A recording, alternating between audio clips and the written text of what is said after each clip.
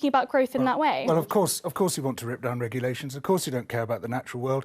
Because you're from the Institute of Economic Affairs, which is funded by oligarchs and corporations. Yes, and I should be. And actually the BBC should be as well, because the BBC says that the funding and affiliations of the organisations which come onto its programmes should be revealed. But the IEA pointedly and continually refuses to reveal who funds it. When we find out who funds you, we discover it's oil companies, it's tobacco companies, it's the most ruthless and rapacious companies on earth, and you are their spokesperson. This is some kind of wild conspiracy that he's incredibly obsessed with. And look, I appreciate that this is the kind of thing that you're obsessed with individually.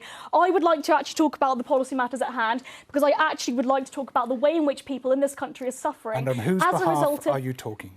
Myself, I'm talking about myself. And you just happen to be employed by the Institute of Economic Affairs, absolutely. Look, which happens to be funded by oligarchs. George, don't dispute her motives. That's what her motives are. Let's talk about effectively what George is saying is he thinks that I'm being funded by dark lobbyists because he doesn't think that I believe the things that I'm saying, which I think is incredibly offensive for you to sit here and tell me that I don't believe the things that I'm saying.